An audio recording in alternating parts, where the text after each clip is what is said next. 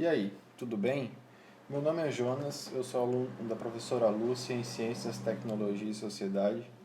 Hoje eu vou falar um pouquinho sobre o liberalismo e socialismo. Então, fazendo uma breve introdução sobre o liberalismo, a gente vai abordar os seguintes tópicos aqui. A gente vai falar um pouquinho como tudo começou, aí são envolvidos movimentos, algumas mudanças sociais que ocorreram na Europa, que foi onde tudo começou, né? Vamos falar sobre as influências do liberalismo, né? Os grupos que influenciaram e os movimentos, etc. Como foi o surgimento, né? Que se deu para aparecer o liberalismo, a teoria do liberalismo, o desenvolvimento, né, o que aconteceu durante aquele período e etc. E o acarretamento, os modelos que seriam, né, os modelos sociais que a gente pode ver depois do liberalismo. Em especial, a gente vai ver o capitalismo. O liberalismo começou, digamos que o pioneiro do liberalismo foi o movimento iluminista. Ele apareceu na Europa no período do século XVIII e os iluministas eles queriam o fim do patriarcado, né? Antigamente era o rei que governava e ele ditava as regras e junto com o rei existia a igreja. Então, quando o rei falava que tinha que ser feito alguma coisa ou que tinha que ser de alguma forma, a igreja ia lá e falava que se você não seguisse aquelas regras, você ia para o inferno e tal. Então veio o movimento iluminista, né, que ele veio para trazer a razão, para iluminar os pensamentos humanos. Nesse período também houve a tripartição dos poderes, né, que os poderes eles foram particionados em executivo, legislativo e judiciário. Houve a baixa do poder do rei, né? Mas nesse momento inicial não existia ainda o liberalismo. Até então era o iluminismo, né? Com essas frentes aí. Vale ressaltar que o iluminismo queria liberdade, igualdade e fraternidade. E eles tinham o apoio da burguesia, que naquela época a burguesia não era da mesma forma que é hoje, não eram os mais ricos e etc, porque naquela época o poder ele estava todo na mão do rei, né? Que era período patriarcal. O liberalismo apareceu por influência do iluminismo. Quando chegaram os iluministas, né, eles trouxeram, como o próprio nome diz, luz para a população ali. Eles trouxeram conhecimento e tal, e instrução, mais instrução, né, porque naquele período o que a igreja falava era lei ali, porque se você não cumprisse o que a igreja falava que era para cumprir, você ia para o inferno, ou sei lá, você era castigado e etc. O movimento liberalista, ele se deu durante a Revolução Burguesa, né? No período ali da Revolução Francesa também e tal, e eles queriam a oposição ao absolutismo, né? Eles não queriam mais o rei e a igreja no poder. Aí o povo não queria mais rei, eles queriam democracia. Eles queriam poder votar, eles queriam ter propriedades, eles queriam ter direitos, né? Que até o momento não existia direitos para a população. Era o rei mandando, a população obedecendo, pagava os impostos e uma porcentagem vai para o rei, outra para a igreja, não sei o quê. Aí chegou o movimento iluminista, né? Já colocou instrução ali para o pessoal. E esse movimento ele se alastrou pela França inteira. Aí a galera, vendo que aquilo lá era uma coisa boa, eles já pensaram, o pessoal, né, que eram intelectuais e artistas ali da época, eles já pensaram, opa, tem como mudar isso daí, tem como a gente fazer diferente.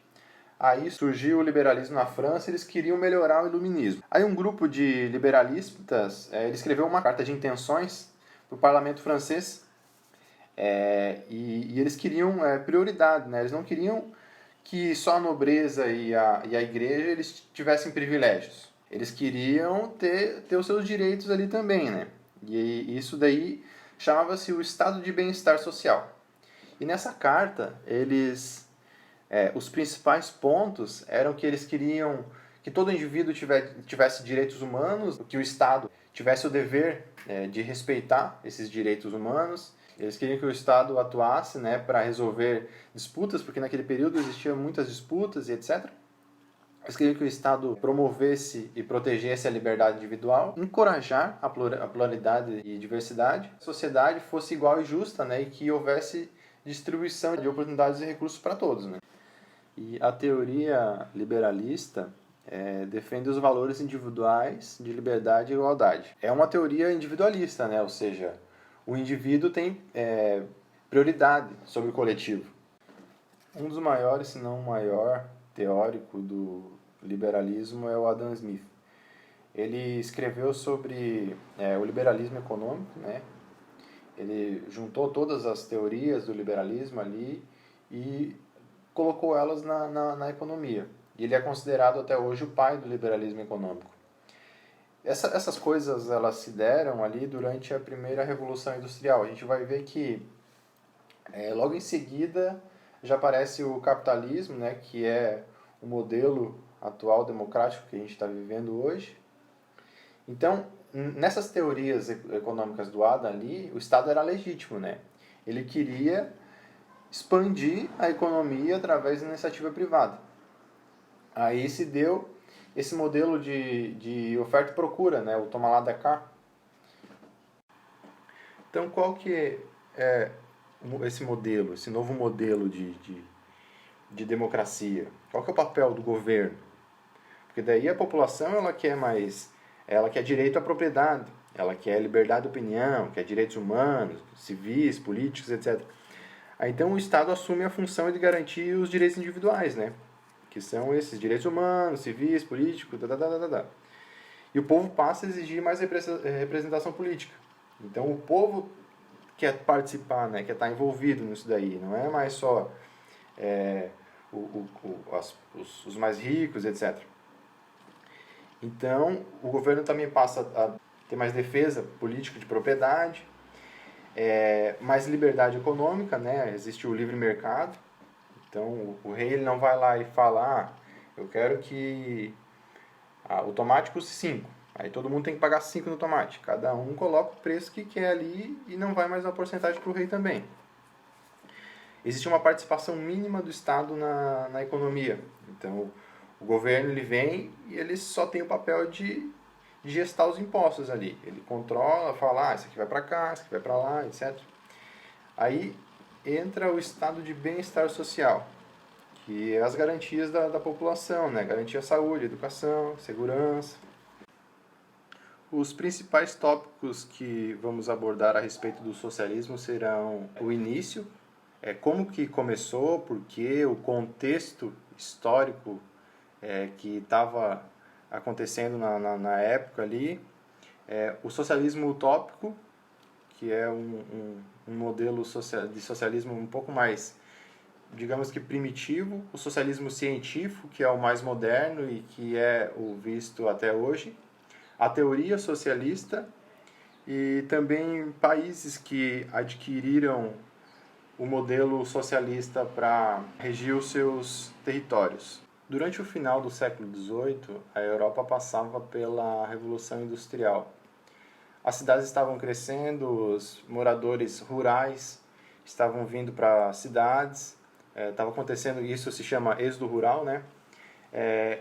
E a sociedade ela estava muito dividida, ela era polarizada, ela era dividida entre proletário, que seriam os trabalhadores e quem operava as fábricas, e a burguesia, que seriam os donos das fábricas e quem retinha a maior parte dos lucros. E a exploração de trabalho era muito grande. Crianças trabalhavam, idosos não tinham direitos a, por exemplo, ter aposentadoria, e todo mundo trabalhava até 16 horas, era uma exploração bem grande. E foi aí que alguns pensadores tiveram a ideia de melhorar. Eles queriam muitas melhorias porque a população estava sendo bem explorada e não estava legal daquele jeito. Então surgiu o socialismo utópico. Um dos primeiros pensadores, os primeiros grandes pensadores foi Saint-Simon. Ele defendia a propriedade privada, ele defendia a forte interferência do Estado na economia. Esse é um dos principais aspectos de todas as teorias socialistas. E ele não defendia a revolução armada.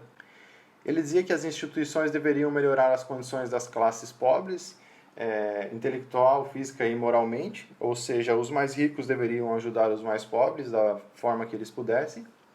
E essa teoria ela era baseada no progresso científico e industrial. Aí a gente vê como está conectado o socialismo com a matéria de ciências, tecnologia e sociedade. O segundo grande pensador do socialismo utópico foi Charles Fourier. Ele defendia criação de comunidades isoladas no meio de um sistema maior capitalista. Ele defendia que o capital deveria ser privado e ele defendia a eficiência industrial, ou seja, tudo isso era baseado no crescimento industrial. E ele não defendia a igualdade, ou seja, as pessoas deveriam ter uma diferença de lucros entre uma e outra. O terceiro grande pensador do socialismo utópico foi Robert Owen. Ele, diferente dos outros, conseguiu colocar em prática o seu plano socialista. No seu modelo, teoricamente, deveria existir a igualdade absoluta. Existiria diferença de hierarquia apenas por idade, assim, seria diferença etária, né? E a hora de trabalho seria usada como moeda de troca. Na prática, a gente acompanhou que não existia uma igualdade absoluta. Sempre precisaria ter alguém no comando. E durante as crises econômicas, o próprio Robert que mantinha as comunidades com o dinheiro do seu bolso. Então surgiu o socialismo científico, que era um socialismo pautado em análise histórica e científica do capitalismo. Ele era basicamente uma crítica ao capitalismo. E os dois maiores pensadores do socialismo científico foi Karl Marx e Friedrich Engels. Eles falavam que lutas de classe sempre existiam na sociedade e que existia uma divisão entre donos de meio de produção e trabalhadores assalariados. Essa era a polarização. Para Karl e Engels, existia uma rivalidade entre opressor e oprimido. O opressor seriam os donos das fábricas e os oprimidos seriam o proletariado, ou seja, os trabalhadores. Eles falavam que o proletariado era a única classe capaz de destruir a forma de exploração da sociedade. Ou seja, o proletariado era a única classe que conseguiria acabar com o capitalismo. Segundo eles, isso se daria quando o proletariado tomasse o poder através de uma revolução armada. Haveria então a abolição da propriedade privada, os meios de produção seriam controlados apenas pelo Estado e a economia seria planejada e controlada apenas pelo Estado também. Em 1871, a Comuna de Paris foi a primeira tentativa na história de implementação de um sistema socialista. Após a derrota para a Prússia, trabalhadores da França, em especial de Paris, tomaram o poder. O governo na Comuna de Paris era representada por 90 pessoas de diferentes vertentes socialistas. As medidas tomadas foram o salário mínimo, a redução das horas de trabalho, a igualdade entre homens e mulheres, que não era uma coisa que existia naquela época, a educação gratuita, a autogestão das fábricas e o Estado laico, ou seja, a divisão entre Estado e Igreja. Este movimento se alastrou pela França, porém durou apenas 72 dias.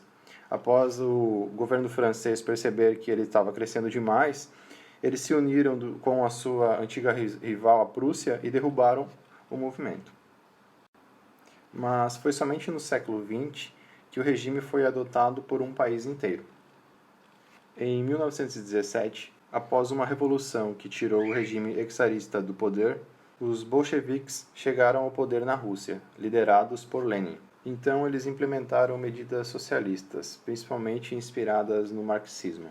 Porém, o governo de Lenin enfrentou uma grande oposição de setores ligados ao antigo regime czarista, o que resultou a uma longa guerra civil.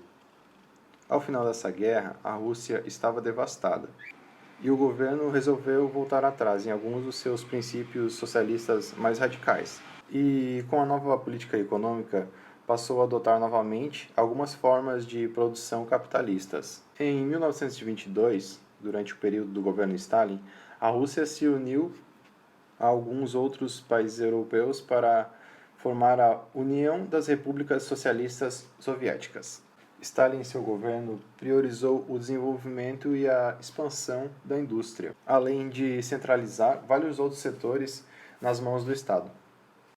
Para finalizar, eu gostaria de fazer uma observação, porque existe um aspecto que parece igual entre o liberalismo e o socialismo, que é a igualdade.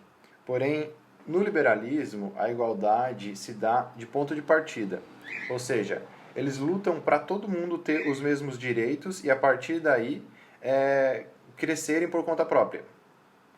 Porém, no socialismo, a igualdade se dá como ponto de chegada, ou seja, eles têm aquele limite e as pessoas não podem, as pessoas ou indústrias, né, não podem passar daquilo ali. Então, existe um governo em cima assegurando para todo mundo ser igual. Mas existe um aspecto que, na prática, é igual para ambos, tanto para o liberalismo como para o socialismo. Os dois, eles buscam o crescimento científico e tecnológico. Aí a gente pode observar a importância dessas mudanças sociais para ciências e para a tecnologia, tendo tudo a ver com a matéria de ciências, tecnologia e sociedade. Obrigado.